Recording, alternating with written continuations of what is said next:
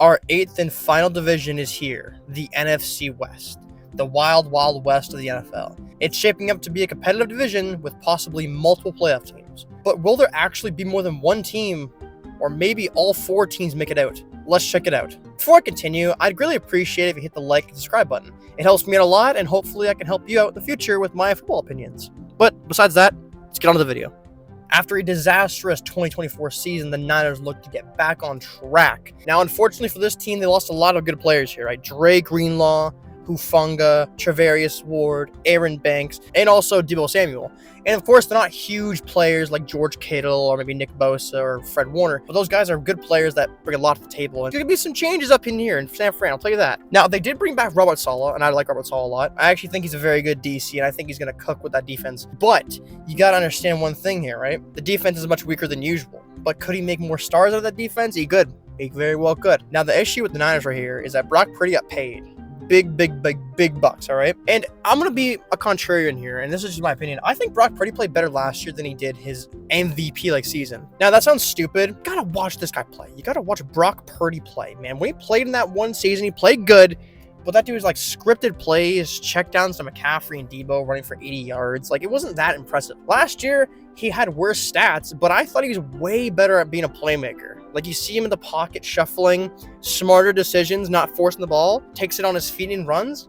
Like, I think he got better as a playmaker in the second year. Obviously, his stats didn't show it, but I think he actually got better. But people who say, like, oh my God, man, like, look at his stats, man. Look at his stats, man. I want to watch him play. Watch. McCaffrey's back at it after getting injured twice last year and ruining everyone's fantasy team. A lot of people care about a lot of stupid things in football, one of them being fantasy, but it's just me, whatever. Anyways, McCaffrey he's a great running back guy, but like, you gotta take the risk of him, you know? Like, if he's playing healthy, he's gonna be great, but he's not healthy, man. He's not gonna play good. They also got a bunch of crash bandicoots of wide receivers here. You know, they got Ricky Pearsall, Juwan Jennings, Brandon Ayuk, a bunch of good receivers who can spice up that offense like Kyle Shanahan likes, and Old Man Kittle. He's their best receiver, and he's still old, but that's what he is. And they also got Mikael Williams, who I think is going to pair great with Nick Bosa, if you ask me. But it all comes down to Kyle Shanahan, and Kyle Shanahan's a bit of a coward when he calls play calls, and especially when he gets into the playoff area and the Super Bowl, he kind of turns into a coward. But can he do better? Hopefully. The Seattle Seahawks this year told Geno just to f*** off, all right? They said, go to the Raiders, we don't care anymore. We got Sam Darnold, and hopefully this shit works out. Now, will it work out? I think it will.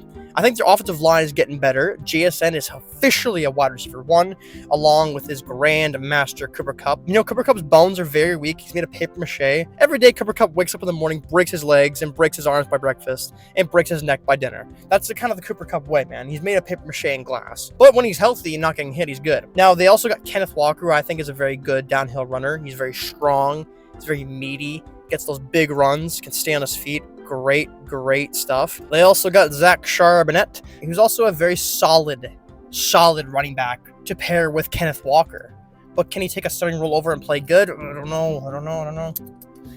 What I do know about this team is that D-line looks spicy, man. Jaron Reed, Leonard Williams, Jamarcus Lawrence, and Byron Murphy. A bunch of oldies and the youngster Murphy. I gotta love this D-line right here, man. Like, I know Mike McDonald is just cooking up a big D-line that can shed those blocks, get to the quarterback very fast. And what's not to love, man? Apparently, Jamarcus Lawrence is looking great. Very underrated player. Gotta love it right there. They also got the star cornerback, Devin Witherspoon, who's covering wide receivers, you know, doing his thing, doing good stuff. I think Mike McDonald can bring the boys to the playoffs this year. It's just an issue of, can he do it in his division? Because the division is so damn tough, and there's a lot of good teams in the NFC this year. I don't know, man. We gotta wait and see until the end of the video if I put them in the playoffs or not, but that's for me to decide. Now we get on to the Cardinals, and those pesky red birds in the hot Arizona sand are a tricky puzzle to crack here. I think Murph from Impractical Jokers is like, I don't know what to think of this guy. You know what I mean? Like, the first year he can't really take a lot for a coach. Second year he did pretty well. Maybe could have done better, but this year it's like, I don't know. You know, I kind of forgot he was a head coach at this point, but hopefully he can get these boys back to the playoffs. You got Kyler Murray over there. And Kyler Murray is one of the most inconsistent quarterbacks in this league. He'll have great stretches of games just for like bad stretches of games to happen right after that. You never know what you're getting with Kyler, man. He's so tiny. You can't even see him on the field when he's throwing the ball too. It's great. Now I'm hoping for a step up year for Marvin Harrison. Now last year he still had like 900 yards and 8 touchdowns, which is really good for a rookie receiver. But people were expecting this guy to drop 15 touchdowns, 1,400 yards. And sometimes it's just too much of an expectation. That's too high of an expectation for a young ass player. So I don't know why our expectations were so high for this guy. He's a great player, though, and I expect him to get over 1,000 yards at least this year and 8 touchdowns plus, and I think he's going to do it this year because the Cardinals got to throw to somebody on this field besides Trey McBride. Now, the running game is looking pretty spicy. I like it. James Conner and Trey Benson is a sound, good running game. You got two big boys that can run, and that Trey Benson is a bit of a fast guy, man. You can have 1-2 punch right there. James Conner, dude beat cancer, 30 years old, still playing good football, one of the most underrated running backs in this league to this day, and is still producing. Awesome stuff. They also now have Walter Nolan, who's a defensive tackle in the first round, and Will Johnson, who is a CB in the second round. Now, Will Johnson has a lot of potential, but he hurt his leg in college, and that brings a lot of concern for teams, especially since he wasn't taken in the first round, which he probably would have been taken in the first round if not for that injury. But it doesn't matter. He's not Cooper Kupp. He's not made of paper mache and glass bones. He's got stronger bones than Cooper Kupp. Does he have much talent? Probably not, but you know what? I can say you never know. You never freaking know, man. Oh, yeah. Oh, yeah, baby. Los Angeles Rams. Here we go, man. Here we go. Matt Stafford's back, man. This might be Stafford's last year, so we got to cherish this moment, all right? This might be Stafford's last year, man. Can he get him a run? I think he can do it.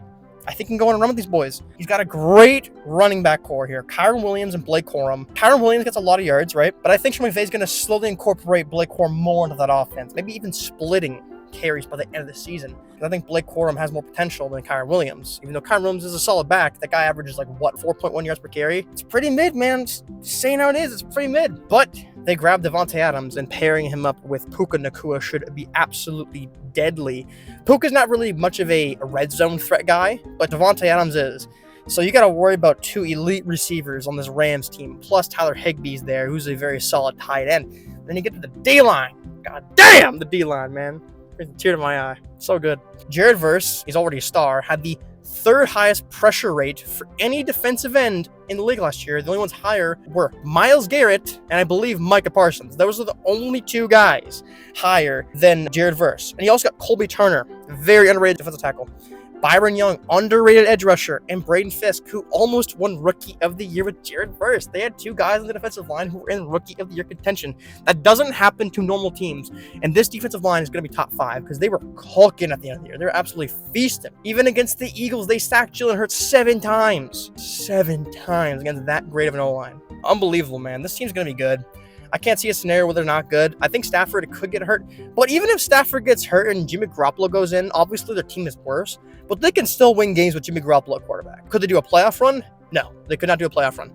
But I could still see them being a wildcard team with Garoppolo. But with Stafford healthy, man, this team's going to be damn good. And I expect them to probably, hopefully, maybe make a deep playoff run. All right, let's get to the rankings. This was the closest division out of any division, all right? And when I rank these, I believe any 4 of these teams could win the division, all right? So just because I have this team at 4th, and I'm going to talk about it in a second, doesn't mean I don't think they're bad. I actually think they're a pretty good team, and they could win the division. And 4th, I have the Arizona Cardinals at 9-8. Okay, a 4th place team at 9-8 is crazy, but that's why I think this division is so wild, because I think all 4 teams are good. They're good teams. I have the Cardinals at 4, mainly because Kyler Murray's inconsistencies and the unknowns with Coach Murray. But, again, they could surprise people and drop 11 wins, but I have them at 4th. In 3rd place, I have the Seattle Seahawks at also 9-8. Again, I like Mike Macdonald. I actually think he's a pretty solid coach, but I'm kind of getting question marks with Sam Darnold this year. He kind of fell apart late in the year, and he's going to have a worse offensive mind and less weapons on this team, even though Cooper Kupp and JSN are very good. It's not Justin Jefferson and Jordan Addison and T.J. Hawkinson, right? So I think it's going to be a little bit worse, and I do think Sam Darnold's going to play fine, but I don't think it'll be enough to get a playoff spot or even win the division. In 2nd place, I have the San Francisco 49ers. Now, believe it or not, I actually think the Niners had the 2nd worst or worst roster out of all 4 teams. That may sound like kind of crazy, but it's not really. They lost a lot of good players, and of course, I think they're a great team. But I'm putting them in 2nd place mainly because Kyle Shanahan is a good coach, and their schedule is the easiest out of these 4 teams. The easiest schedule of 4 teams, and I think they're going to nab 10 wins, but just missing the playoffs. Because in 1st place is the Los Angeles Rams. I think the Rams have the best roster out of all 4 teams. I think they have the best quarterback out of all 4 teams, and I think they have the best coach out of all 4 teams. So it's just an easy pick for me. This team has got a veteran quarterback, but it's also very, very young at the same time. Puka, Blake Corum, the defensive line are all like 24 and under. A lot of great players that are young on this team, and I think they're going to show up big this year with an 11-6 record, winning the NFC West. And that is my predictions, ladies and gentlemen. That is all. 8 divisions, 32 teams have been predicted for the upcoming 2025 NFL season. I'll see you in 2 days for the Week 1 predictions. But until then, I'll see you later. Goodbye, have a good day, and see ya.